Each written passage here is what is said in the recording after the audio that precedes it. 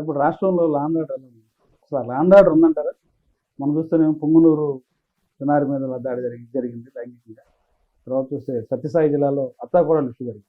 చూడండి, law and order ఉంది కాబట్టే వితిన్ 24 అవర్స్, వితిన్ 48 అవర్స్లో ఎవరైతే నిందితులు ఉన్నారో వాళ్ళని పట్టుకుంటున్నారు.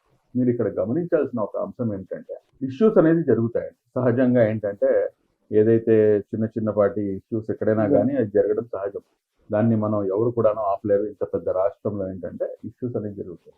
కానీ ఇక్కడ నేను ఇంతకు ముందు కూడాను నేను బాగా గట్టిగా ఈ పొంగునూరు విషయంలో మాత్రం మిమ్మల్ని చాలా అప్రిషియేట్ చేయాలి. Thank you. మీరు తీసుకున్నటువంటి అంటే నన్ను అప్రిషియేట్ చేయడం కన్నా అది ప్రభుత్వాన్ని అప్రిషియేట్ చేయడం. ఎందుకంటే గతంలో కూడాను మేము అబ్దుల్ సలాం ఘటన జరిగింది. అబ్దుల్ సలాం ఘటన జరిగినప్పుడు నేను వ్యతిరేకంగా ఏం మాట్లాడలేదండి. వ్యతిరేకంగా నేను రోడ్డు మీదకి రాలేదండి. నేను వెళ్ళి ఇక్కడ ఉన్నటువంటి ఎవరైతే నాయకులు ఉన్నారో వాళ్ళని కలిశాను, అధికారుల్ని కలిశాను. ఎవరు పట్టించుకోలేదు. అబ్దుల్ సలాం మొత్తం ఫ్యామిలీతో పాటు ఆత్మహత్య చేసుకుంటే ఇది ప్రభుత్వం యొక్క వైఫల్యం కిందకి రాదా? ప్రభుత్వం కనీసం స్పందించకపోవడం ఇంకా ప్రభుత్వ వైఫల్యం కిందకి రాదా? ఇప్పుడు పోలీసుల యొక్క ఏదైతే దౌర్జన్యం ఉందో ఆ దౌర్జన్యం వల్ల ఫ్యామిలీ వెళ్ళి ఆత్మహత్య చేసుకుంది. మరి అలాంటప్పుడు దానిపై స్పందించాలా, స్పందించకూడదా? స్పందించాలి. 9 రోజులు అయిన తర్వాత కూడాను స్పందించకపోతే నేను వెళ్ళి అప్పుడు ఉన్నటువంటి డీజీపీ గారిని కలిసి దాని తర్వాత అధికారులను కలిసిన తర్వాత అప్పటికి కూడా స్పందించాల. అప్పుడు ఉన్నటువంటి ఉప ముఖ్యమంత్రి బయటకు వచ్చి వైఎస్ జగన్మోహన్ రెడ్డి గారి ఆదేశాల మేరకు నేను ఇప్పుడు పరామర్శించడానికి వచ్చాను అన్నాడు. దౌర్భాగ్యపు ఉప ముఖ్యమంత్రి. సిగ్గుండాలి, కాస్తేనా కానీ సిగ్గుండాలి. అంజాద్ భాష నీకు నీ యొక్క సామాజిక వర్గానికి అన్యాయం జరిగితే నీ ముఖ్యమంత్రి పర్మిషన్ ఇవ్వాలా? నాకు పొంగునూరులో జరిగితే నాకు ముఖ్యమంత్రి గారు చెప్పలేదే. నిన్న ఇంకో చోట జరిగితే సత్యసాయి దగ్గర జరిగితే నాకేం చెప్పలేదే ఎవరు కూడాను. నా మైనార్టీ మంత్రి గారు నాకేం చెప్పలేదే. That is my right, that is my responsibility. When you are representing one community you have to raise the issue. ఈ రోజున మీరు చూసుకోండి, మీరు విత్ ఇన్ అవర్స్ లో సీఎం గారు సైతం ఆయన రెస్పాండ్ అవుతున్నారు. ఉప ముఖ్యమంత్రి మన హోమ్ మినిస్టర్ గారు రెస్పాండ్ అవుతున్నారు. అక్కడ కన్సర్న్ మంత్రి గారు రెస్పాండ్ అవుతున్నారు. మైనార్టీ మంత్రి గారు, పెద్దలు ఎన్ఎండి ఫారూక్ గారు రెస్పాండ్ అవుతున్నారు. మరి అలాంటప్పుడు నేను ఏమని చెప్పేసి నేను ఇది చేయమంటారు చెప్పండి? న్యాయం చేయాలంటే ఆ నిందితులు ఎవరైతే ఉన్నారో వాళ్ళని పట్టుకోవాలి, వాళ్ళకి కఠినంగా శిక్షించాలి. ఎవరైతే బాధితులు ఉన్నారో వాళ్ళకి ప్రభుత్వం తరపు నుంచి ఏదో ఒకటి ఇప్పించాలి. ఇంతకు ముందు మీకు ఒక సంఘటన ఎలాగైతే జరిగిందో అలాగే ఇక్కడ కూడా ఒక సంఘటన జరగడం వల్ల ప్రభుత్వ వైఫల్యం వల్ల ఎలా జరుగుతుందని చెప్పంటారు వైసీపీ వాళ్ళు. ప్రభుత్వ వైఫల్యం వల్ల ఎలా జరుగుతుంది? ప్రభుత్వ వైఫల్యం జరుగుతాయండి, కానీ ఇష్యూస్ ని అడ్రస్ చేయటమే ముందు ప్రభుత్వం యొక్క బాధ్యత. ప్రభుత్వం మీరు వైఫల్యం అన్న మాట మేము ఎప్పుడు చెప్తామంటే కనుక, ఎప్పుడైతే ప్రభుత్వం స్పందించకుండా దాన్ని కనుమరుగు చేసే పని ఎప్పుడైతే చేస్తుందో దాన్ని వైఫల్యం అంటారు.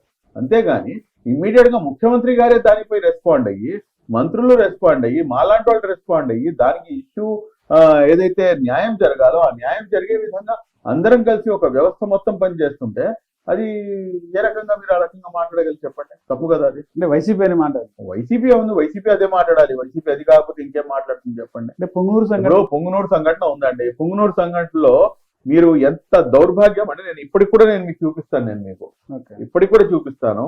అక్కడ చిన్న పాప 6 సంవత్సరాల చిన్నారి. అసలు నిజంగా ప్రతి ఓళ్ళు అది ఆ పాప కూడా చాలా క్యూట్ గా ఉంది. అది స్టేట్ లో కాదు, అది నేషనల్ లెవెల్లో అందరూ పోస్ట్ చేసేసారు. పెద్ద సోషల్ మీడియా హ్యాండిల్స్ నుంచి పోస్ట్ అయింది. అది విపరీతంగా వైరల్ అయింది.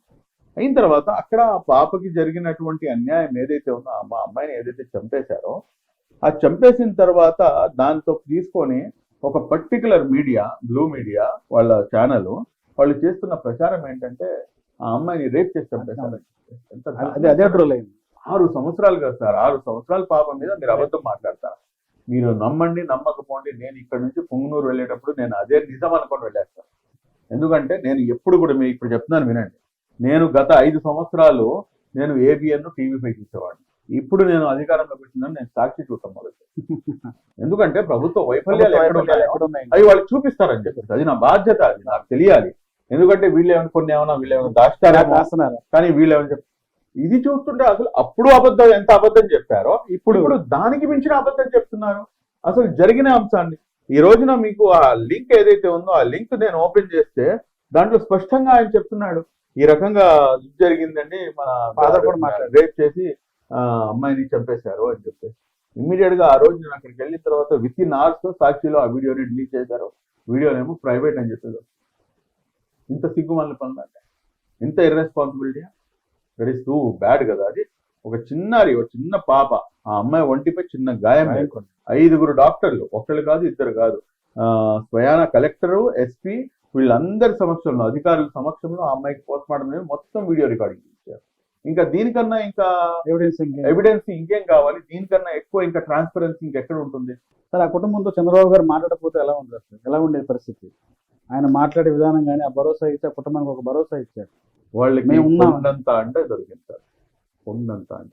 చూడండి, ఇప్పుడు కండోలెన్స్ లేకపోతే ఒక ఓదార్పు అనేది ఒక మనిషికి చాలా అవసరం.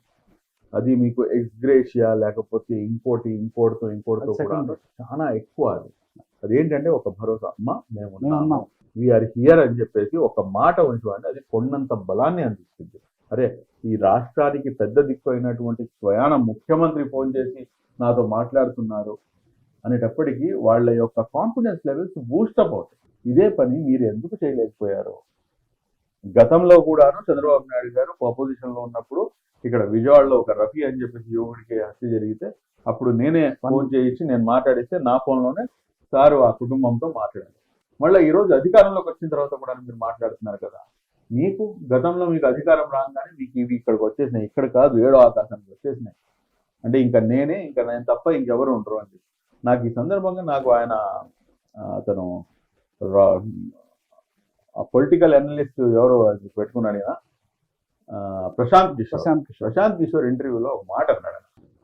తనకి తాను వైఎస్ జగన్మోహన్ రెడ్డి నేను ప్రొవైడర్ని, అంటే నేను ఇచ్చేవాడిని అన్న ధోరణిలోకి వెళ్ళిపోయారు అని చెప్పి.